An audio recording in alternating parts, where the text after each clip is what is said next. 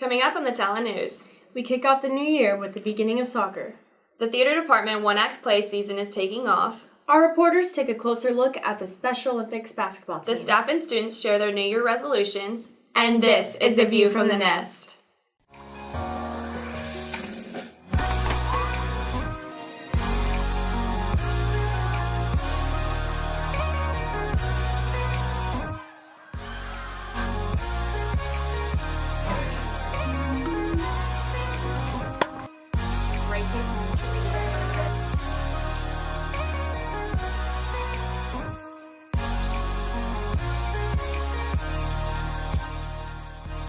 Hey Eagles, and welcome to the Talents broadcast. I'm Lauren Landrum. And I'm Carly Haynes. The soccer season is up and running, and the student athletes are working hard. Here's Campbell Wilmot and Hannah Wood with the spread. As the football season is coming to a close, many other sports are beginning their 2018 season. The boys and girls soccer team is kickstarting their season with many wins.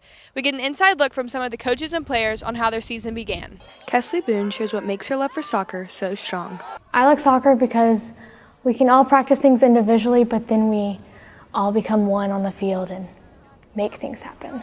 The girls' soccer team has played many tournaments so far, holding their own against tough competition. Season's going good. We've competed in 2 tournaments. First tournament, we won our pool, advanced to the third place game, lost a tough one.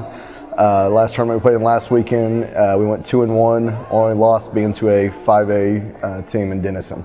There are many struggles with each team, and Michael Rigsby tells us the biggest one for their season. Our biggest problem this year is probably just building team chemistry, but that's just something that'll come with the season going on, so that'll definitely get better. Captain Holly Higgs gives us an insight on what being a captain truly means. Being a captain is very rewarding because I'm looked up to by the underclassmen. Memories come with team history, and Cale Nanny shares his favorite one so far. My favorite memory was last year. Connor Bernard scored a goal and then ran to the corner and kicked the flag down, and he got a red card. So that was bad, but it was pretty funny afterwards.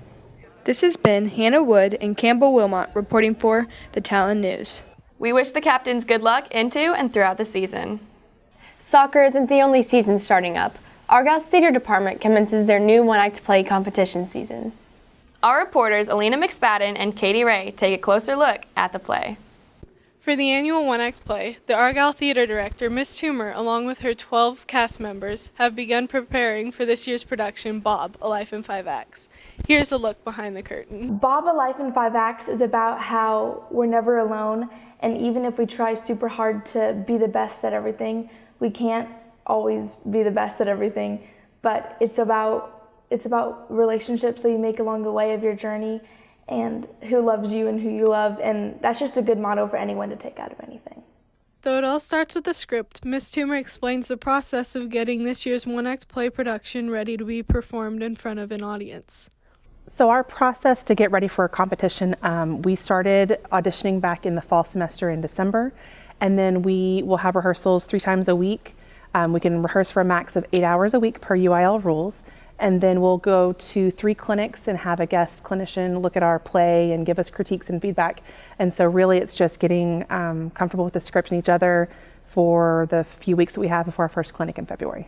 While acting brings challenges, this production in particular comes with a new set of challenges, including thinking outside of the box to physically form shapes with the human body. I think the most challenging thing for us with this script is the fact that there's no real set pieces and very few props. So the people are actually acting as a lot of the set, and so it's a lot of kind of abstract and deciding, how you're going to shape your body to make certain parts of the set, which I think is going to be pretty challenging. I have to play different ages as well, so I have to play like an infant little baby and a 13-year-old and a 30-year-old and eventually an old man.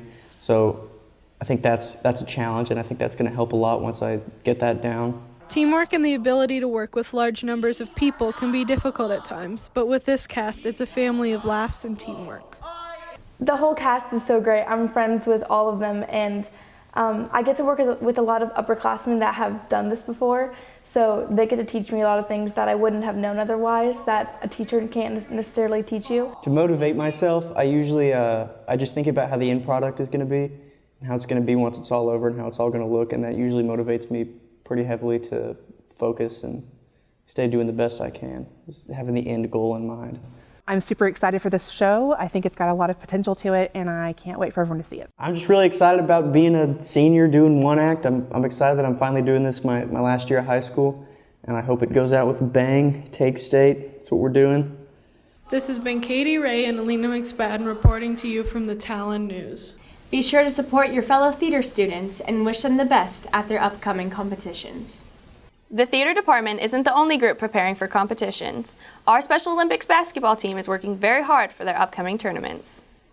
Claire Burkett and Jake Poole got the inside scoop on the team. As the 50th anniversary of Special Olympics is rapidly approaching, coaches and students get ready for the games coming up this spring. My role here at Argyle is I'm head of delegation, which that means I do all of the paperwork, and I'm also head coach. Originally started by the Kennedys, Special Olympics has greatly impacted students all across the nation with special needs. I think it helps bring out the positivity in both regular ed students and special ed students, because we always have wonderful people that volunteer, and they learn a lot from volunteering, and then it helps the kids that are in Special Olympics on the athletes team. While not only helping students gain physical acuity, Special Olympics helps these students grow mentally in the classroom. I am the Argyle High School Special Ed Department Chair and the STEP teacher. My students participate in Special Olympics, and my role really is a spectator. I go out and cheer them on. Special Olympics provides an opportunity for students with special needs to excel at a sport of their choice. I do think Special Olympics has benefited my relationship with my students in that it gives me more to talk to them about, more to relate to them with, and it allows me a way to connect with them on the weekends and to see what they're doing, and something for us to talk about when we get back to school. I think Special Olympics has a positive impact on our students in the classroom, just like it does on the court and the field. I think that in the classroom, being in Special Olympics gives them the ability to relate to their typical peers and talk about medals that they've won and talk about competitions they've been in. And I think it also gives them a great sense of self-confidence and a sense of purpose and belonging. I like to go bowling for Special Olympics. I want to win medals. This has been Claire Burkett and Jake Poole reporting for the Talon News. The tournaments will be starting in February. Don't forget to wish the team the best of luck. With the new year comes new resolutions. Our reporters took a deeper glimpse at the New Year resolutions of our student and staff body. Here's Kieran Lund and Kayla Ralph discovering some goals. Reigning in the new year, the students and staff are sharing their New Year's resolutions. Plan on trying to talk to more people and just being nicer to everyone in general. I'm in choir and a cappella, and so I want to be super dedicated to that. My New Year's resolution was to go to Camp Gladiator 3 times a week on Monday, Wednesday, and Friday.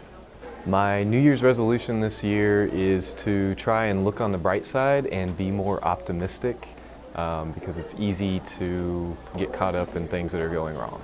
Become a more positive person and be happier. I hope I'll be able to keep it, but I think I'll be able to keep it by talking to different groups of people and not just staying in my circle. If I work hard enough, I can do whatever I want to do, but it'll take a lot of effort from me, so I kind of just have to make sure that I give the effort. There will probably be times when I forget to give the effort or I don't want to. I think having goals is really, really important, and you should have some sort of goal or something that you're working towards for the year.